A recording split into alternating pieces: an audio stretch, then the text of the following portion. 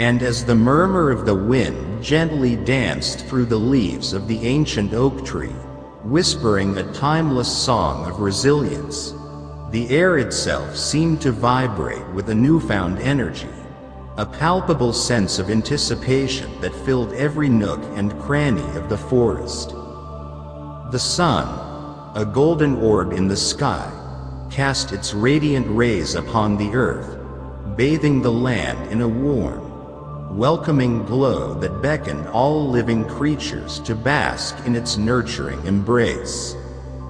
In the midst of this serene setting, a lone figure emerged from the shadows, a figure shrouded in a cloak of mystery and power. His presence seemed to command the very essence of the universe, his every step imbued with an aura of authority and purpose. As he walked, the ground beneath his feet trembled with a quiet reverence, as if paying homage to the greatness that he embodied.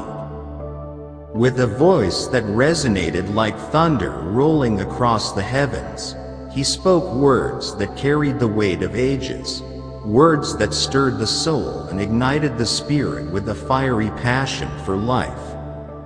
"And the weak say I am strong," he intoned, his voice a melody of strength and determination that rang out through the forest, reaching the farthest corners of the land.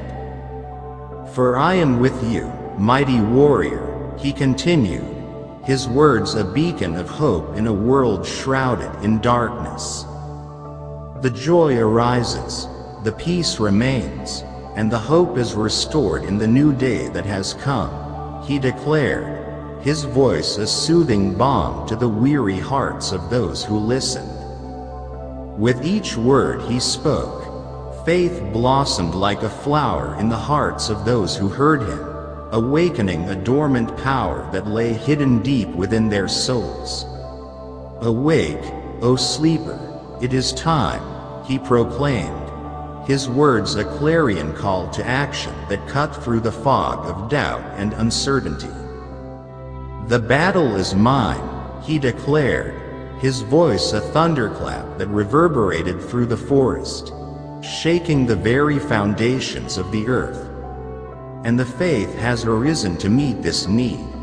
The faith has arisen to accomplish what I have sent it to accomplish," he announced, his words a promise of victory that echoed through the hearts of all who believed. And as the last echoes of his words faded into the distance, a new sense of purpose and determination filled the air, a tangible presence that seemed to lift the spirits of all who stood in its wake. "You have prayed, it is written, it is a finished work," he declared, his voice a symphony of triumph and jubilation that filled the hearts of all who listened. "I have given you my yes and amen," he said, his words a seal of approval that marked the beginning of a new chapter in the lives of those who had stood the test of time. "You have believed the true report. You have stood the test of time. You have survived the testing of my word over your life, your entire life," he proclaimed, his words a testament to the fortitude and resilience of those who had weathered the storms of life. "And you have come out of this pit that tried to engulf you in the flames of yesterday," he continued, his voice a beacon of hope in a world fraught with challenges and obstacles. "But I pulled you up with my catapult strength and taken you out and over and through all things that held you back in the past," he declared, his words a promise of deliverance that rang out through the hearts of those who listened. "The past is gone, the debris is gone," he said, his voice a cleansing fire that swept through the forest, purging it of all remnants of doubt and fear. "My winds blew it all out, and you saw what you needed to see," he declared, his words a revelation that opened the eyes of all who had been blind to the truth. "I have governed this new day, and you see my timing. You see my confirmations, and you know the timing is now," he proclaimed, his words a guiding light that led the way through the darkness. You have learned to wait for my confirmations. You have learned the timing of a thing. And you saw the counterfeit and you realized it was the counterfeit, he announced, his voice a beacon of discernment in a world filled with deceit and treachery. My love, my heart, you have seen what had to be seen, he continued, his words a revelation that opened the eyes of all who had been blind to the truth. Now you can go. Now you can be all I created you to be, he declared, his voice a clarion call to action that set the hearts of all who heard him ablaze with passion and purpose.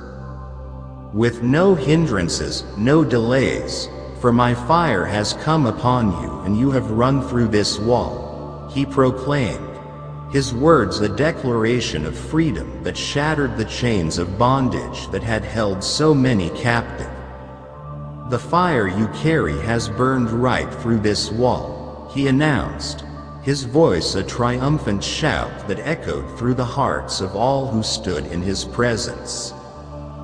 Go, therefore, and do all my assignments. Time is about to enter into no time forever and ever, he declared, his words a mandate for action that stirred the hearts of all who heard him. And as his voice faded into the distance, a new sense of purpose and determination filled the air, a tangible presence that seemed to lift the spirits of all who stood in its wake. For in that moment, the weak had become strong, the weary had become mighty warriors, and the world itself seemed to tremble at the power and authority of the one who had spoken those words. And as the sun set on the horizon, casting its golden rays upon the earth one last time, a new day had dawned, a day filled with promise and possibility, a day when faith had arisen and hope had been restored, a day when all things were possible for those who believed.